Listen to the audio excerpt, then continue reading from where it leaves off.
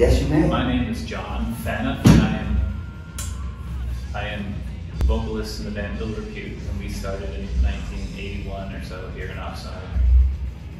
And I have to say, it's so awesome when I see, it blows my mind this many years later, to see a scene like this, you know, like, and it happened, like, there was one big gap, it seemed like, for me anyway, where it seemed like the Oxnard scene kind of took like a step back a little bit. It's like doing like that Limp Bizkit, you know, like there's like a real violent sort of like jockish kind of thing, like where all of our bands kind of like, maybe we better sit out for a while, and then, I just might have been out of clue, but it just seems like Oxnard just always just picked it up, you know, like there was another band, another scene, another thing, and you know, then we were the old guys, and then there's another one, the real old guys, and then another one, you know, and it's to be here and to see this list of bands that like, I'm 3/4 of them I've never heard of, you know, and I was like so stoked to see that, you know. It's when things started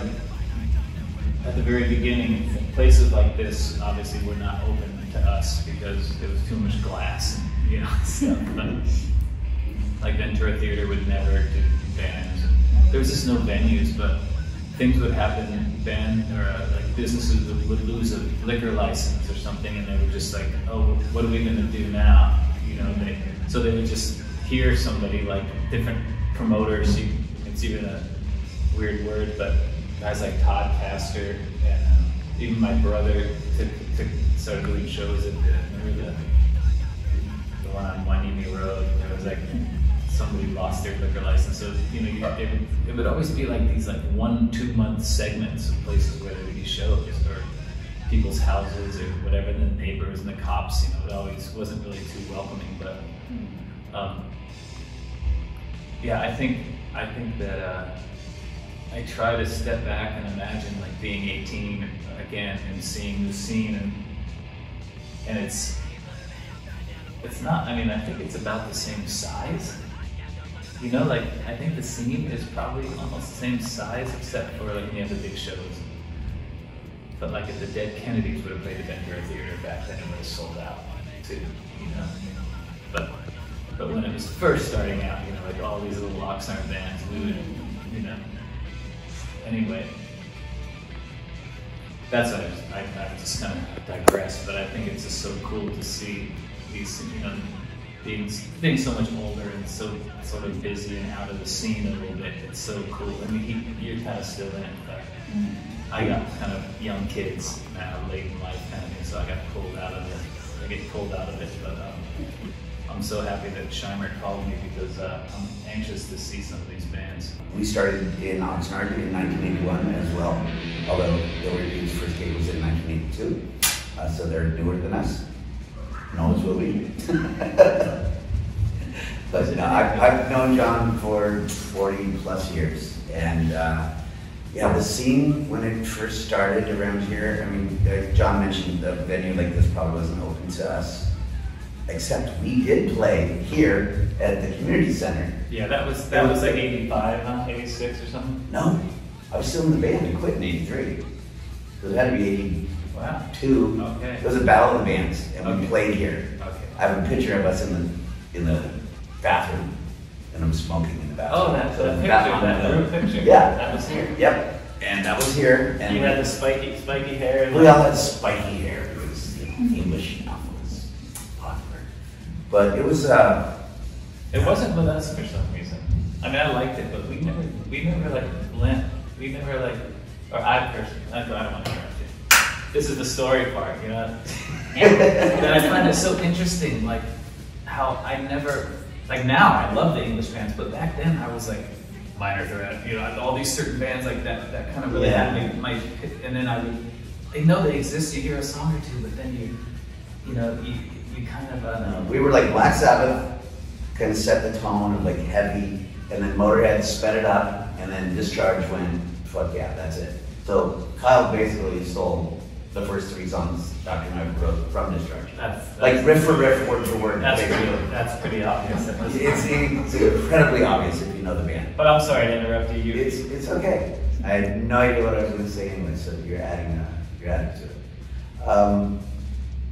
You were talking about how you played here and the climate when we first. Yeah, we played here. We weren't very well received. It was punk in 1981 and 82 in Oxnard was. I mean, we would go to the store, like a Vaughn's, and somebody would have colored hair. And I remember one time I was there with Batman and Meg and Becca, and there's an angry dad on the other side of the produce aisle, and all of a sudden, like lemons and oranges are flying at us. Could you fucking get punk rockers? You ruined my daughter. Do you remember that? There was some church that I was punk rock back when it was called Hey Faggot. Yep, that's exactly what we used to get called. Devo, they would scream Devo at us. And I was like, what's wrong with Devo? Like, yeah, okay, cool, yell Devo, that's fine. But I don't know, it was, I grew up on the beach, on Silver Strand Beach, on Cahuenga Street, and next door to us, to my mom's house, was a band called Aggression. They were like the first punk rock band from Oxnard, and they were older, they were bigger, so anytime fights broke out, if Mark Bob or Casey was around, he'd be pretty well covered. And they were not the first punks in Ventura County. That was the Rotters. It was Fester Swollen and a few other guys, and Fester's still around. But I don't think the Rotters are in. They're in like some weird version of. They keep threatening to come back. But it was like Aggression, and we started. Repute started. Stalin 13 started. I was the original bassist for Stalin, by the way. The original bassist. That was the first. They have no original members. None. Which is another board It's my brother's in Stalin 13, so it's very competitive as far as just like who gets to play first or who gets to play last. And you know, my brother's younger, his band is newer, so of course I'm going to headline, which is ridiculous because Stalin's a great band and they deserve to play, you know, anytime, anywhere. But we went on tour with them in Europe, and that was another story. But yeah, punk rock here in the early days was not the safest thing to be. You know, it wasn't really safe to be a punker if the wrong carload of people drove by. Because jocks hated us. We weren't big fans of the jocks. If you were in Camarillo, it was like these guys that wore cowboy hats, which is odd because only in some was there. I got a black guy in Camarillo from a jock. Yeah, jocks did not. Well, actually, it wasn't from the jock. His girlfriend, her ex-girlfriend, was sitting on my lap in a car. And he swung at me and she went back and she gave me the shiner. Oh, okay, so you got to get a white girl. Yeah. That's okay. That's okay. Not the only time. It could happen a lot. The cool thing about Oxnard, I think, looking back about the whole like punk movement in, I'll even say like Southern California, was it seemed like at the time Oxnard was, everybody was fun. Everything was fun, you know, like, and you would go, and like we'd go to the Starwood and it's scary. You know, like these clubs in LA were just totally scary. And, you know, I was young, I was 18 or something, or 17, 18 when we first started going to shows down there and seeing Fear and Black Flag, and it was just frightening. And then here, shortly after that, there'd be, like, we didn't know the guys in Dr. No, we didn't know the guys in, I knew a couple people like Stalag, I went to school with Ronnie, so the bands, we didn't really know each other, but then there started being shows in Santa Barbara with Gary Tovar, the Golden Voice, who's now is a big promoter. Oh, yeah. But he went to jail for like marijuana, I think, like growing marijuana. Oh, that was. He was in prison Stupid, and he disappeared. So anyway, so Golden Voice then turned into this big thing. But anyway, we would play in Santa Barbara, and I just remember the feeling, the different feeling besides like LA and going, because you kind of like could do anything you wanted. In LA, you're just like, okay, you don't want to look at, you know, it's like surfing the North Shore. Don't even look at anybody, like don't even look the wrong way at anybody, just try to exist, you know. But it just seemed like Oxnard to me was, everybody was funny and everybody was fun. And maybe it's just I didn't have that vantage point from down there, but it was just so, it just felt so good. Like we would have parties and it was just, everybody, it just seemed like, I don't know, just every night was just so fun. And then all these bands that started popping up, and there'd be bands that would come, and different members would join bands, because it's because you weren't like aspiring to be in it, you know, like you weren't aspiring. Now, like a band could have a hit, a punk band could have a hit, like back then, you know, Michael Jackson was on the radio, disco was still like lingering in the 80s, so you didn't like do it, you maybe did it for your friends, you know? Like I heard, like NWA, for instance, I heard one of those guys say, we wrote that song as kids for our neighbors to hear. We didn't know we were going to be a spokesman for the entire like planet, you know, like. But not that, you know, not that our music penetrated like that, but at the same time, it's like when we were playing there, you just sort of played because of that one moment, you know. It's like everything was very present for the gig. It's not like, oh man, we're gonna have this song that's we're gonna sell records, and it was such a different vibe, I think, that way.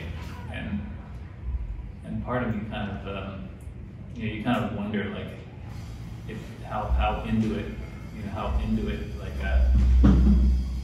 our band was, because we were kind of floaty, and it's like not like you ever thought it was going to be an income or like it was always a way of life to a degree, but you just had that, like you had to work and you had to do all these things, and then all of a sudden some bands, no effects, and bands start like, whoa, you know. But anyway, they used to open for us. Yeah, and now they're Fat Mike. They're huge. Fat Mike came up to me one time at the Sportsman Hall and said, "Hey, we're gonna play one of your songs. Is that okay?" And I was like, "Yeah, what song?" And he told me. Anyway, it was like, the rest is history. But so that's the thing. It seems to me like getting into the scene, it was, you know, you just weren't like really satisfied with like the music you were hearing, and then we started hearing punk rock, and it's something that was attainable, you know, like you could kind of maybe learn. So we all, you know, Tony was the first, like the guy who already played piano and played guitar in a band, like a rock band, so he knew how to play, had one, so he kind of started that. Our original drummer Carl was too, so we instantly sort of had one, and I was the original bass player, but I kind of sucked, I guess, so me and Jim traded. So that's kind of how it was. Jimmy's in? Yeah. We paid for it? Yeah. Oh, you haven't heard that. That's good, you know, he was a little but I was just too, I didn't even hear it, I was too busy trying to play the bass, but you know, the climate, like Brandon was saying, it was just not, it was like a Barton church kind of thing, as they say. Yeah. Because it just was so like, the people just didn't understand it. Like now, you can have purple hair and a face tattoo and walk, and it's, you know, I was in Disneyland the other day with my son, and they're like, wow, you know, the face tattoos and this and everything is so like in people's face. If he had green hair back then, it was like, what? You know? You get kicked out of Disneyland for that stuff. Yeah, you know? They wouldn't even let you in. Yeah, back then it was a whole different thing. I got into music because my family was into music. You know, it was either like back in the 60s, like your house was a Beatles house or a Stones house, and my uncle was a biker, so it was a Stones house. And I listened to different types of music. My mom was really into Zappa and Beefheart and just trippy weird stuff. And I remember hearing like Iron Butterfly and Black Sabbath really young, and I just went, this is it, you know. And when I started hearing punk rock, it was just sped up stuff, and I just went, this is it. What was the first song? This is always interesting. Like, I'd love to hear like what you guys heard, like what pulled you out of. I mean, what pulled you out of like whatever kind of music you were listening to, like the Steps, you know? I don't want to interrupt you, but maybe that. It was a Ramon song. It had to be a Ramon song. The song when I was really young, and I had no idea that punk rock was like going to do anything. They knew my uncle. My uncle lived in New York, and my grandma told me that my uncle knew some people that I should meet, and it was just a weird happenstance, but I heard the Ramones really early. I heard Devo in 1973 or 4 demo tape. And Dr. Demento was playing like novelty songs, what he thought were novelty songs. like Beat on the Rat and Jocko Homo Oh, really? and stuff like that. But I just kind of followed that progression of aggressive, hard, heavy music. And when I first heard Black Flag and Just Breakdown, I think that's when I was like, okay, I'm in, like 100%. This is it. Most of the people that got into the scene around here came from pretty broken homes, single parent, a lot of times no parent. Like raised by wolves and the wolves were home. And we all just kind of, the center was for me, and then John and those guys started coming over later once everybody met at a house in Ventura. But the hub really was going to street, my mom's house and the Aggression house. Because Aggression had a skateboard ramp, and they'd have parties, and they would play, and we would get to play once in a while, and other bands would show up, and they knew guys from LA, and they were bouncers at clubs in LA. They got to play LA first. So my experience of going to LA was always fun, because I drove the three biggest guys in the scene down there all the time. So I was never afraid of, the Starwood, yeah, it was, I think the first time I went to the Starwood, it was a little sketchy, but then I like to do a lot of drugs. So that kind of went away. And I think I had a lot of drugs at one point, so they all liked me. Did you do like downers when you were in there? You did whatever you got, really. I mean, Black Beauties were popular, Loads were very popular, which was Cody No. 4s and Jordans. Yeah. Doors and Fours. It's a NoFX song. And yeah, there was a lot of heroin, there was a lot of alcohol, a lot of drinking. It was crazy. I mean, yeah, the LA scene was violent. I mean, the drug dealers up here were a little more low key. John, who has never done a drug in his life, straight edge before straight edge is the thing, doesn't have that experience. My experience in punk rock was you did drugs. Yeah, I was like alert for all that. We didn't know. We were so loaded, we didn't know he was sober. We had no idea.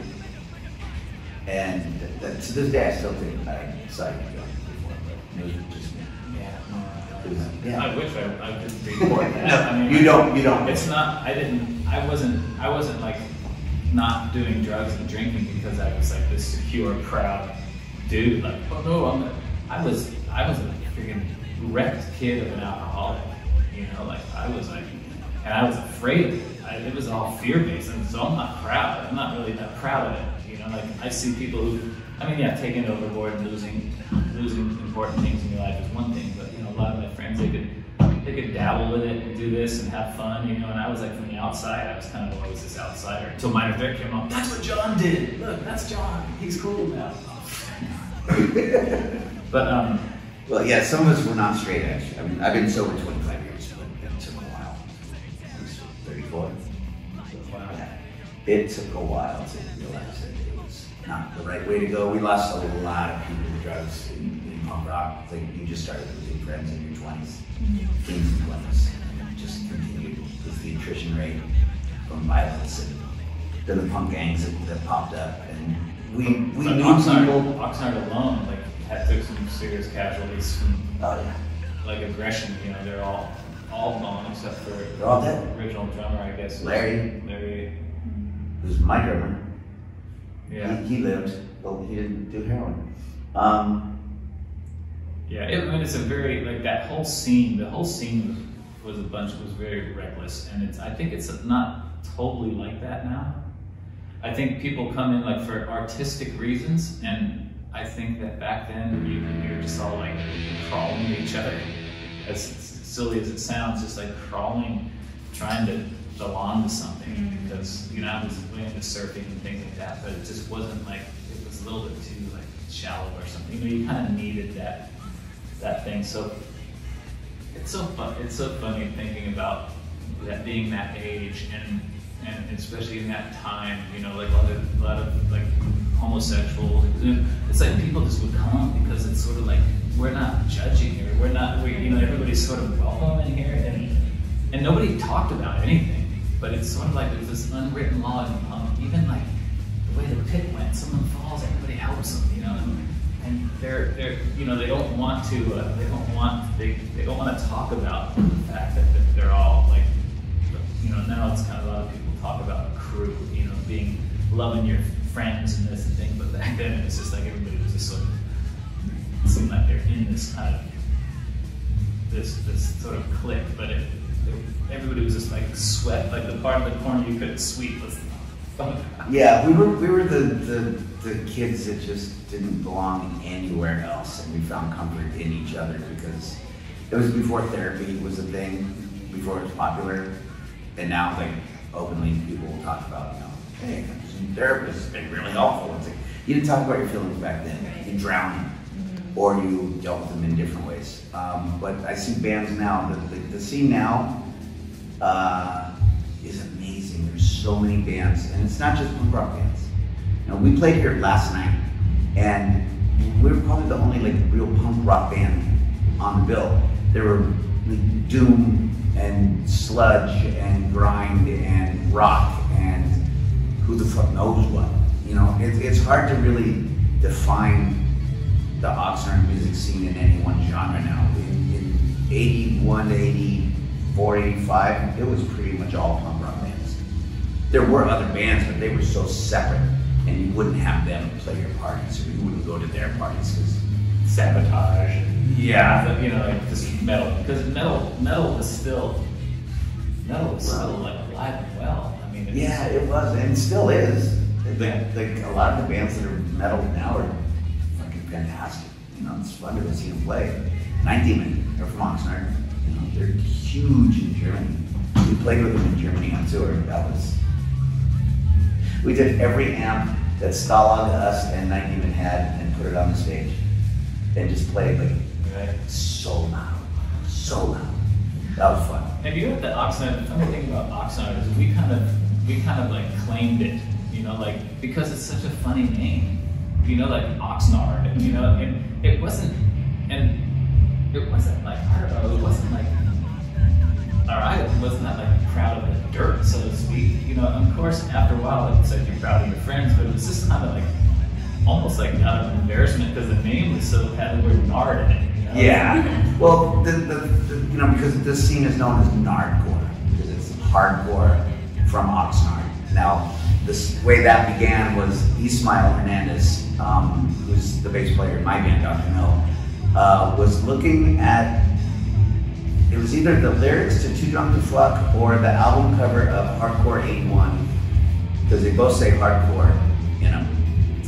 I don't know which one it was, I can't remember, but he looked at something, and at a party, he was just sitting there and he said, hardcore, if they're hardcore, we must be Nardcore.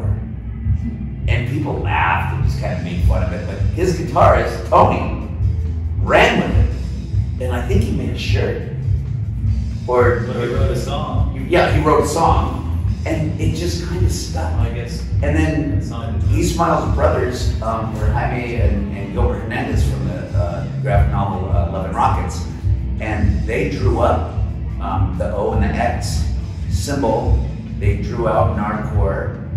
And pretty soon everybody just started saying, yeah, we're Nardcore. And because LA had a bunch of gangs, FFF and the Lads and the Suicidals and the LMP, and we'd show up there, like 15 of us.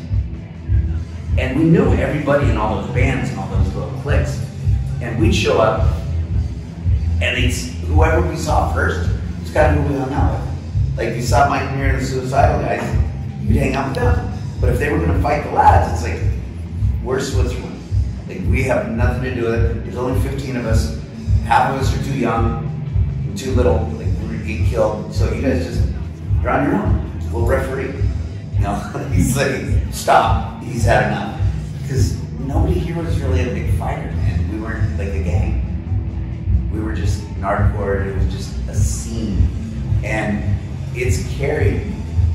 Last night, kids were throwing up the Nardcore sign. You know, that's the Nardcore sign. And they were throwing that up while we were playing and screaming Nardcore. And I don't even know if they knew that the guy who came up with that word was the guy playing bass in the band. Because some of these kids are, I think they're just being nice, so young. Nice to us old guys, and it's like, you know, you know what? It's funny that I don't feel ageism really exists in this scene. Because you can, you know, how old are you now? 57. 57? Shit, I'll be 60. And I'm still playing punk rock shows to kids and to adults and to whoever shows up. And I get nothing but, it's not like a respect, like on a pedestal kind of stupid shit. I just get like into really good conversations with kids from new bands. This band Torena, they kick our ass, they're amazing. But they just want to know what it was like. And they want to know how we did it and you know, how we toured and they just ask the right questions. I think that's kind of what this is about, like this kind of peek into the past. Right. You know, you said one thing, he brought up a cool point because I know this is a lot more than music, this is art and stuff too, but the Hernandez brothers, I don't know if many people, these youngsters must know, but these guys they were all in bands and stuff, but most of them were in bands. Gilbert never was he? But anyway, these guys Gilbert was in Beer Guts. They were incredible the artists. First gig you ever played. Oh yeah, they were incredible artists. And we take it so for granted, but like we had a record, like What Happens Next was coming out, and we just went to their house here, in, like 2 blocks away from here, and we were just sifting through like all these pictures, all their art, you know. And yeah, it would, you know, not thinking that those guys they make deals for $100,000 on pieces of art now, you know. Like these guys they've arrived kind of thing. But I remember like finding a What Happens Next cover, you know, just like, oh, this guy's creepy. And I didn't know I was going to grow up to look like him, but at the time it was just some creepy looking picture of some guy going like this. And so we put Nardcore on his knuckles and used it. You know, no money, no mention, no, you know, nothing, you know. But we did nothing for money back then. But I'm so glad. I mean, I think about that. One thing that really makes me happy is that those guys are successful, you know, like. And I also think another thing about one thing that punk rock did for me is meeting the Hernandez brothers and suddenly being in a house of a Mexican-American family eating food.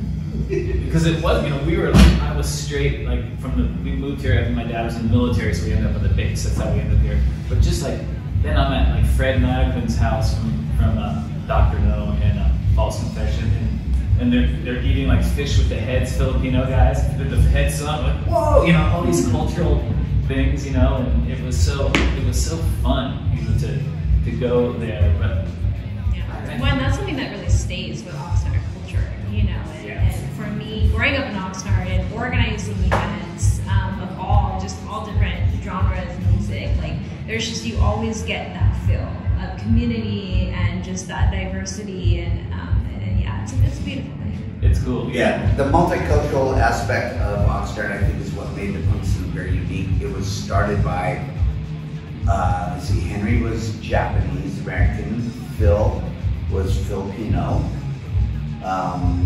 John Mitchell, the actually original drummer, the African American.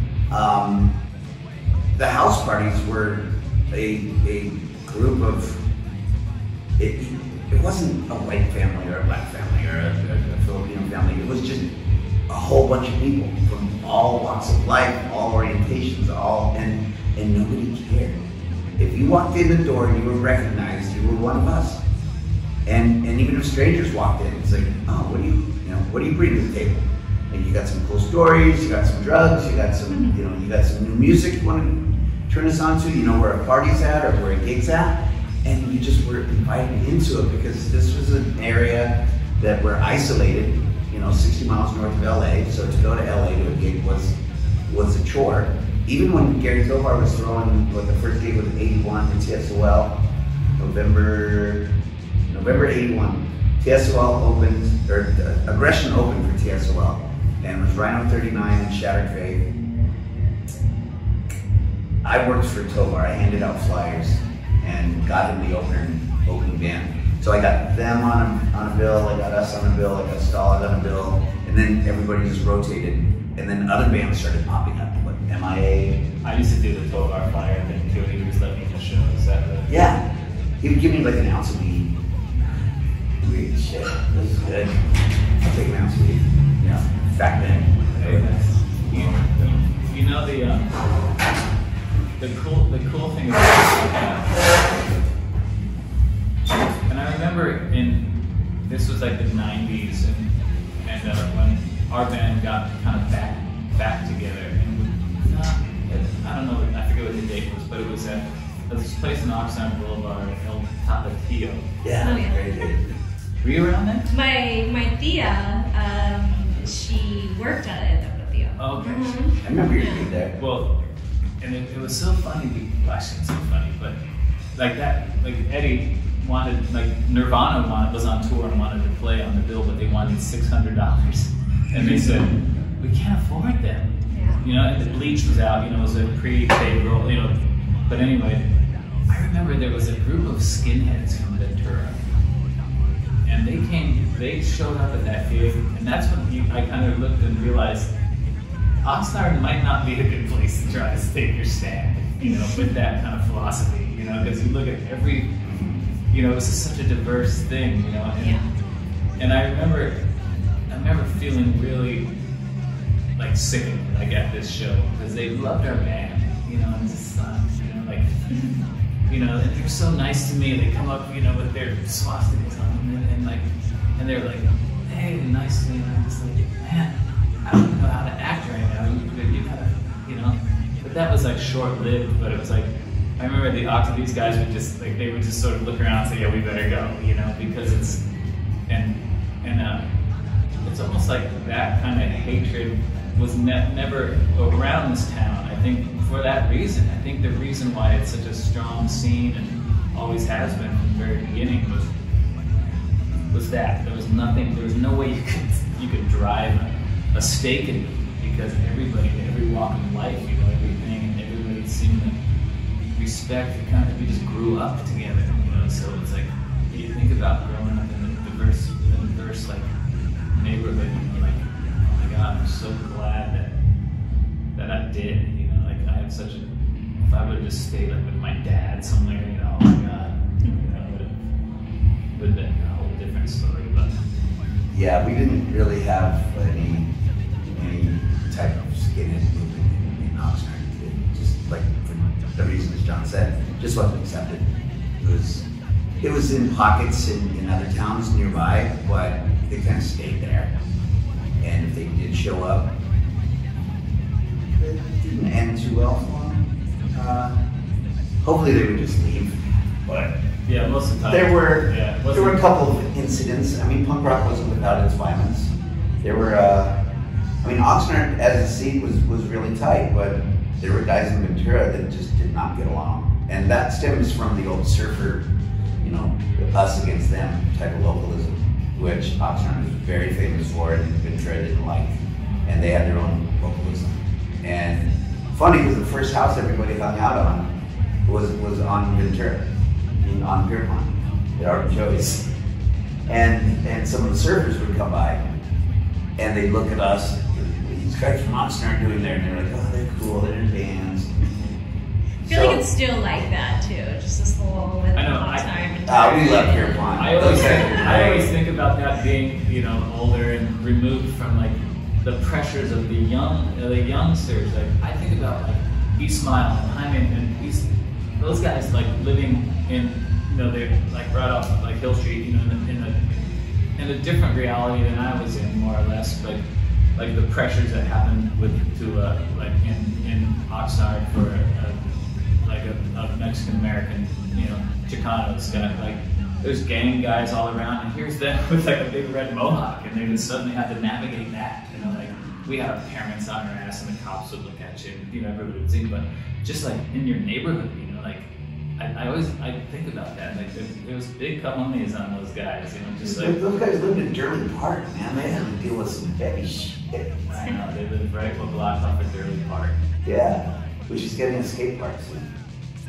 Oh wow, pretty cool. That's where you go get the Sherman. Yeah, that was the spot. Durley Park.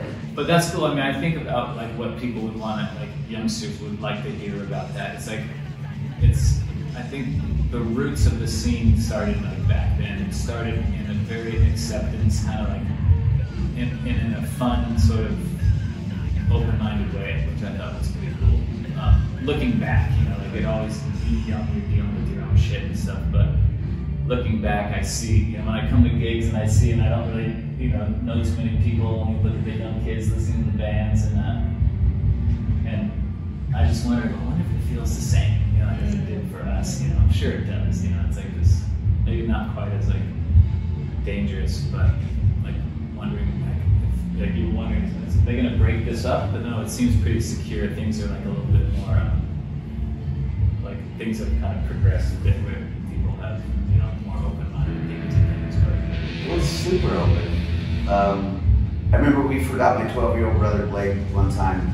We went to a gig, and my mom showed up.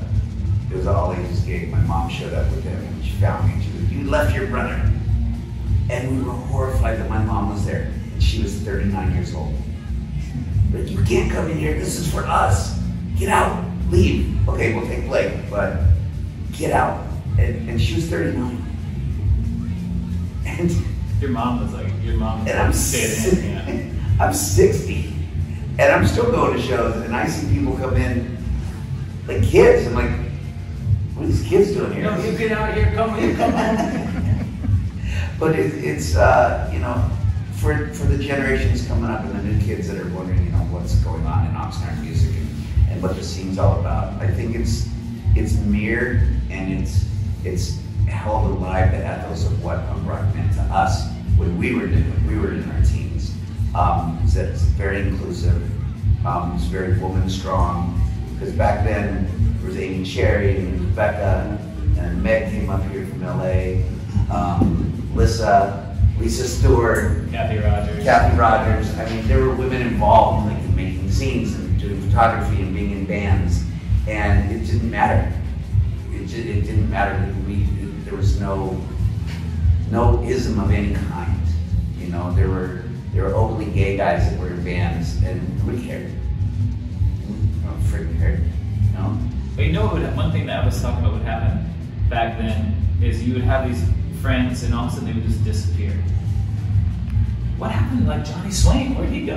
Or whoever these people, and they would just like they moved to San Francisco. You know, like it's like there was no like real community for them, so to speak. But when they got of age, you know, like boom, and you know, I never questioned it, never knew anything about it. But then remember when Bomber came back, you know, from San Fran, you know, yeah, he was just different. They're out, you know, kind of out. It's like whoa, he used to be real tough, you know, like. But it was cool. I mean, and I remember just even then, even at the young age, thinking that thank God, you know, like that they were able to get that escape. But anyway, it was a family. It was a home for the homeless, really. I mean, the kids that didn't belong anywhere else. My mom's house was open 24 hours a day to people that got kicked out of their houses for having a mohawk or colored hair or painting their jacket or whatever stupid reason parents have for. I had a mohawk once, and I came and I lived in Konakai Mobile Estates. I don't even know where that is. It's like right. It's not far from here. It was in Lemonwood.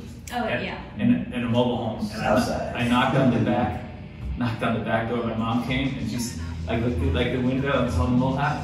Nope. Oh, get rid of that before you cut. He's like, Mom, come on. Let me get back on my motorcycle and ride somewhere and shake it off. Yeah, it was a little different at my house. My mom would give you the mohawk. And she had a pierced nose in 1969, so it's...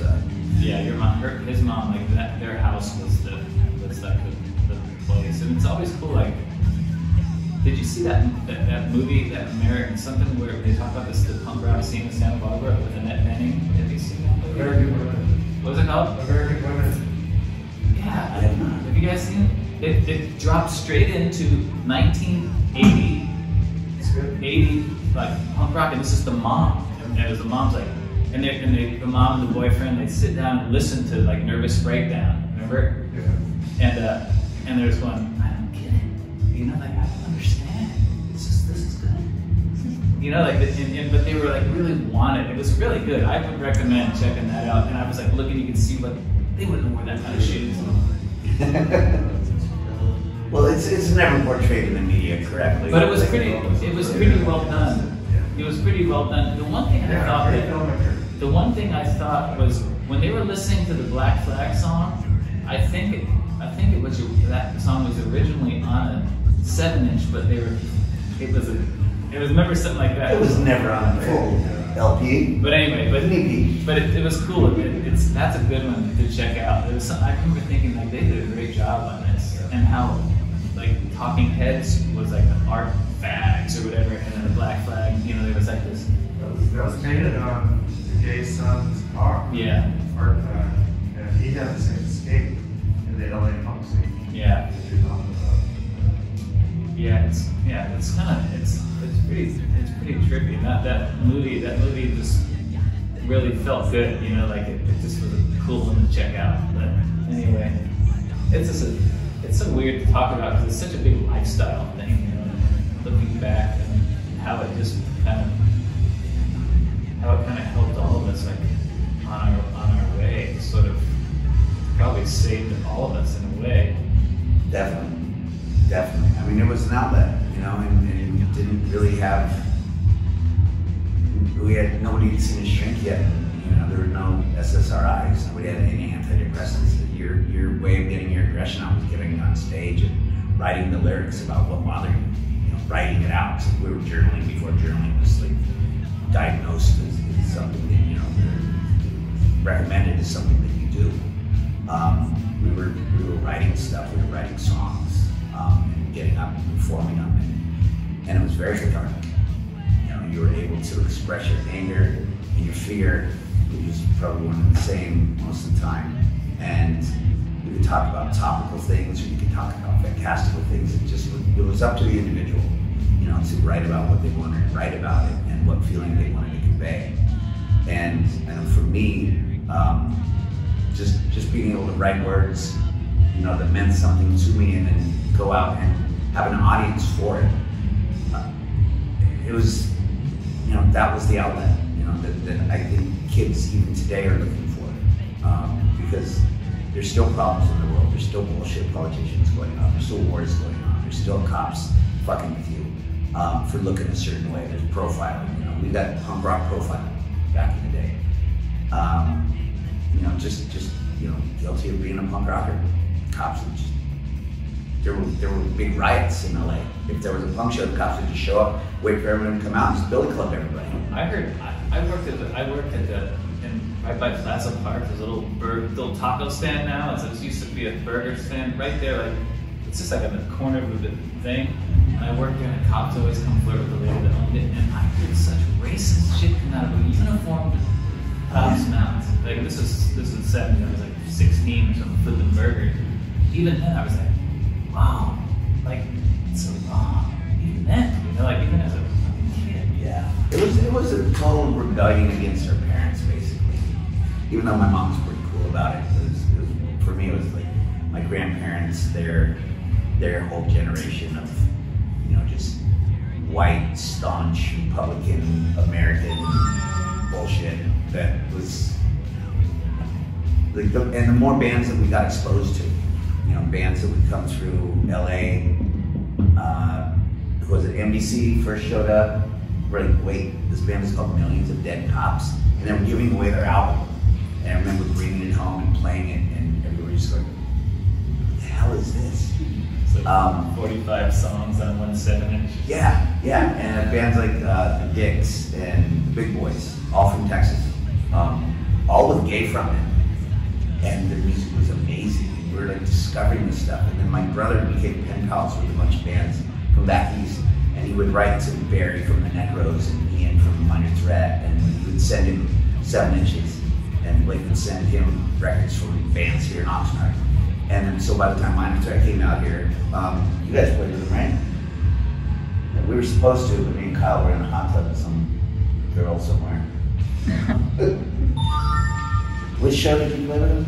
We played it in San Pedro. It was like, oh man, it was like the bill was like unbelievable. It was kind of a little under the radar. So we did like Black Flag, Minor Threat, and us, and somebody else. But it was like, wow. It was like, yeah, we said none of that. Yeah. You're welcome. No, but it was yeah, it was I know, I'm trying to think like Oxnard specific, like as we started going out to LA, you know, because Oxnard was, we would just almost, you know, we would end up every weekend going down there for a while because that's where the bands were coming. And then we started getting our own clubs here through people like, there was a Casa Tropicana, it was in the airport, and it was an old Quonset hut that this lost the liquor license. Again, another same thing, lost the liquor license. And so this was one where we were actually part of it. And I remember like seeing people like fuck up the sink or something, like break something, just going, what? You know, and like getting mad, throwing the guy out. Everybody did it, and they go, wow, that's what we did at other venues. But we didn't think about it. Now you're ruining the scene, you know, like when we were suddenly responsible for it. But it was some good bands that would come through. Remember we had like Suicidal and Crucifix. And, Rick was booking it, right? Yeah, Rick, and that was that guy. They owned the strip club, or it's not Snooki, but Fantasia. They owned that, and they had owned that one too. But it was, they lost their liquor license, so they let us do shows because their son was a punker. Oh God. Yeah. I lived in LA then, but I remember coming out. There were community center shows at one point. Yeah, that's and then there was shows here, and the Vandals. We played with the Vandals one time, and I think 7 Seconds came. It was really good. I mean, it's weird because we're talking like there was like a 30-year span of the scene, you know. So that all my memories get all tangled up. But I remember a good one of a gig here. I quit Dr. No in '83, so about '85 I showed up to a Dr. No gig here, and their singer, who was between me and Kyle, the other singer, Mark, was wasted, like in the gutter, throwing up, could not sing. And the old bass player walked up to me and he goes, yeah, we're kind of in a bind right now. Do you remember the songs? Can you do it? And I had plans for the evening, but I agreed. And so we walked up on stage and we're getting ready to play, and I put something in my mouth, and then I looked at the spot and I had to hit acid on my tongue. And I go, here we go. I don't remember the show too well, but we did it. So yeah, that was the last time I sang with Kyle. what year did Plugging Jesus come out? Probably 86, 85, 86. Might have been before that, maybe before. Yeah, I just remember that. Because Fred was on Plugging Jesus. Yeah. I brought that record in, you know, it was maybe wrong way I caught it. That's why I quit. They were going too metal. Yeah. Well, was that album already metal? Sort of. Fred wrote half of it. It's good. I mean, they're super creative, weird lyrics. Wow, you know, like. That was the thing I had. Like, I didn't get to write a lot of the lyrics in Dr. No when I first joined, so I remember changing the lyrics on stage and getting yelled at. How'd y'all learn how to make and sell music? Trial and error, really. I mean, there was one guy in LA that was signing everybody. And he decided that he was going to do a compilation. You had to have a song under 60 seconds. There were going to be 60 bands, 30 aside. That was We Got Power? It was, or it came from Slimy Valley? No, it was We Got Power fanzine had the idea, and Mystic Records was going to put it out. So everybody kind of from here gave him a song, and it seemed everybody from here got signed to him. Because you know, it was weird.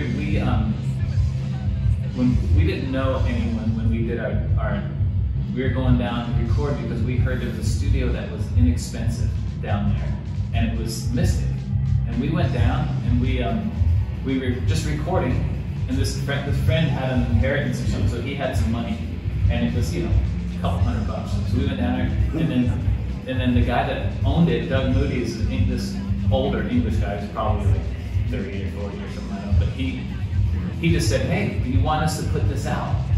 You know, we're a record label, we'll put it out. And we were like, yes, you know, like we didn't have anything. And I remember there was a contract, and I never even signed it. I remember I wasn't there. I was like this burger place. And so anyway, there was all these things, but we would just, we would go and tour, and he would just give us boxes of records to sell on the road. So that's kind of how we got paid. You know, they would give us, you know, when we went on a tour, we would just have a couple hundred records that we would sell for, you know, $5 or whatever it was. And so that was what we kind of get our gas money going. And Top of the bell. yeah, you know, whatever, sleeping on the cars, and it was an absolute problem.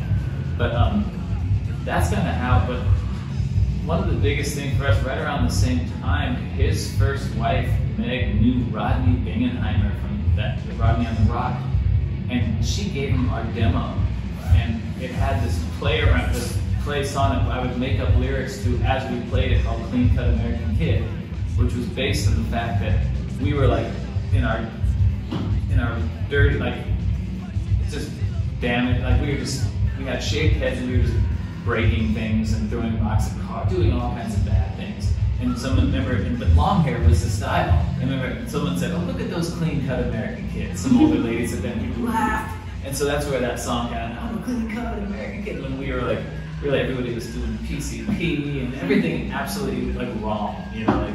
So that's kind of how that happened. But Rodney liked that, the melody, and he tells her, "Yeah, I want this on my record." And it was like, what? So we went straight from the garage to like right on Rodney on the Rock, like on the album with the Adolescents and Black Flag, all these bands, and we were like on there with them. It was like, whoa, and hearing it on the radio, like, wow. So that was sort of like our the thing that really put a fire under us to keep playing, you know, because suddenly we were like, we were like, people knew the song in LA, and we got noticed, you know. But that's what Mystic, all the bands, since he was signing everybody, because that's what record labels kind of did. You just sign, and hopefully one hits, you know, like. And He had early Black Flag, that Religion, No Effects. I mean, he signed 500 bands. Everybody. Yeah, he put out 500 records. Yeah, he signed like 3 compilations and stuff.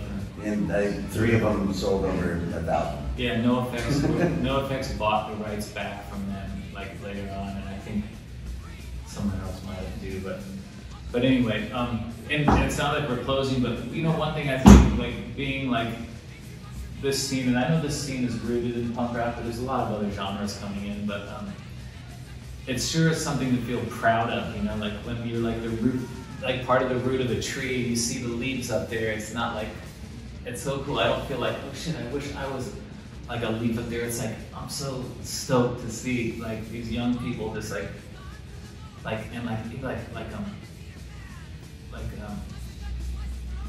his name? The big artist that was on Obama's playlist, Anderson .Paak. Like someone sent me an interview where someone gave him an Repute shirt, and he was like, "Stoked, I grew up with these guys." And to see them, like to see Oxnard, and I work in film and stuff now. I worked with one of the stars of Blackish, who lives in Oxnard. And this was a couple of years ago now. He was a little kid, and you just it's like kind of on the map. You kind of see like people running with it, but it feels just awesome to kind of like be part of that lineage. You know, it's sort of like you can just kind of go off into the sunset and know that it's in good hands. You know. Yeah, the scene is in very good hands, and there's bands carrying the torch.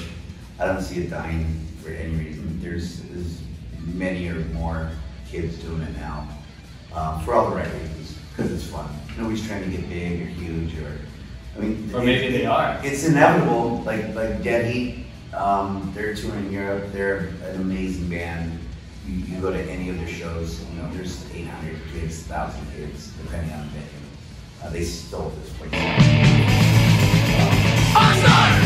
It's just a great band. And one of their guitarists, he's got a big Dr. No sticker on the back of his guitar, so I would sit on his side of the stage and hey, come on. Yeah, dude, come on, keep going. Yes. And you know, it's funny to see like these bands that are growing and doing better, you know, than we could ever dreamt of. And they're still just really humble kids. They're just Oxnard kids. Because you had to add something to it, because you know, because we, like, what do they say, like the 1-2 fuck you kind of stuff. We were sort of pigeon-toed into like a certain genre, like, and then as time happened, you get like your Rage Against the Machines come in, and even your Soundgardens, and they take punk, they take what they need from punk, and then they add something to it, and so that's what's happening here.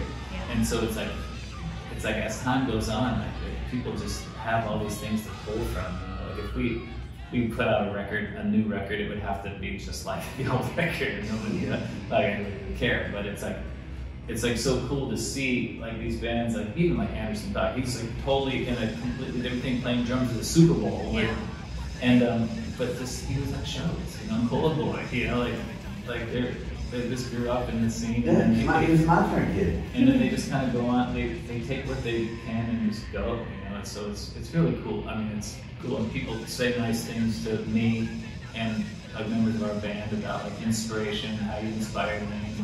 Not just musical world, but just like how they live their life, you know, and it kind of definitely makes it worthwhile when you hear, you know, people pull you aside and say, you know, I was at a point where I could have done this, but I heard this song and I realized this, and I said, no, you know, and that was big for me. You just made it all worthwhile, you know. Anyway, yeah.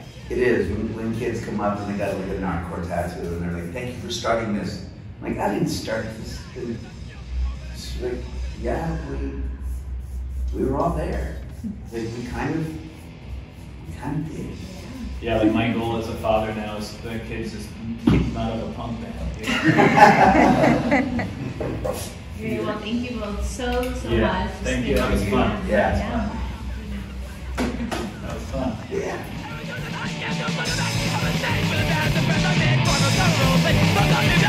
Yeah.